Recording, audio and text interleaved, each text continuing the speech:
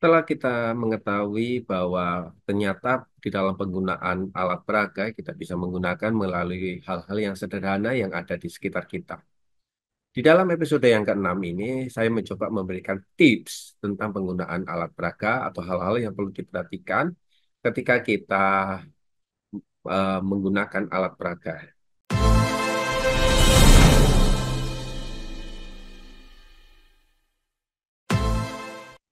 Yang pertama, pilihlah alat peraga itu yang sederhana, kesederhanaan. Pilih alat peraga yang mudah diperoleh dan sederhana, sehingga tidak mengganggu alur sebuah khotbah.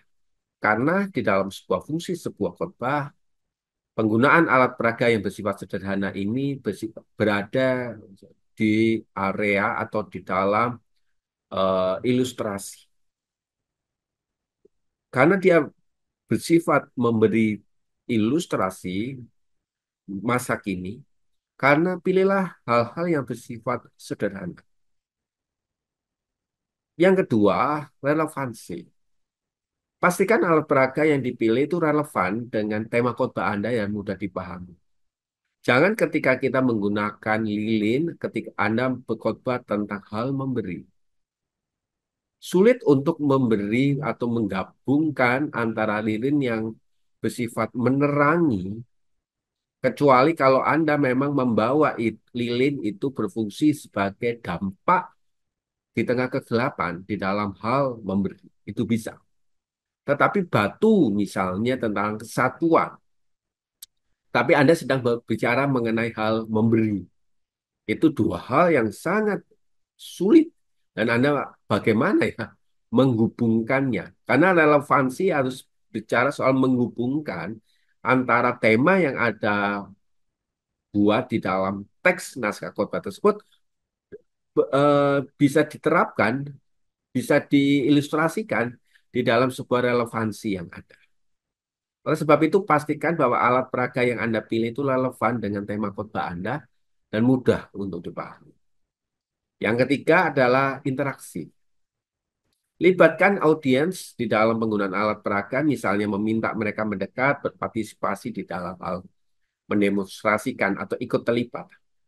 Ini akan membawa sebuah pesan yang begitu sangat-sangat luar biasa, sehingga pesan yang Anda sampaikan itu benar-benar mendarat.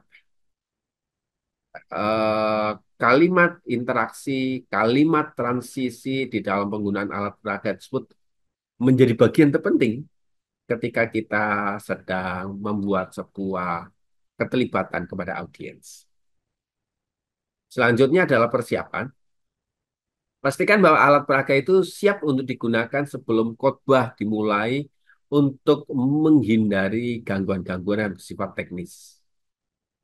Kalau alat peraga misalnya menggunakan listrik, menggunakan komputer, menggunakan alat peraga yang bersifat teknologi, pastikan bahwa alat peraga tersebut berfungsi secara baik.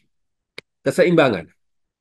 Gunakan juga antara alat peraga itu bersifat masa kini, tetapi dia juga memiliki konsep tentang eh, kehidupan pesan rohani, kehidupan rohani. Oleh sebab itu, keseimbangan antara pesan alat peraga dan pesan rohani itu harus seimbang. Di dalam pembagian waktu misalnya, Anda menerangkan alat peraga itu setengah jam, tetapi ternyata ketika Anda memberi pesan rohani hanya 1 menit. Itu tidak akan membawa sebuah pesan yang begitu sangat mendalam. Karena perlu kita ingat bahwa alat peraga tersebut berfungsi membantu membawa kita kepada pesan utama atau inti khotbah atau pesan khotbah di dalam sebuah khotbah. Alat peraga yang sederhana, mudah didapat, mudah membantu dalam menyampaikan kebenaran Alkitab adalah cara yang mudah untuk dipilih oleh seorang pengkhotbah. Dengan memilih dan menggunakan alat peraga yang tepat, khotbah dapat menjadi lebih hidup, mudah dipahami, bahkan meninggalkan sebuah pesan yang begitu dalam buat audiens.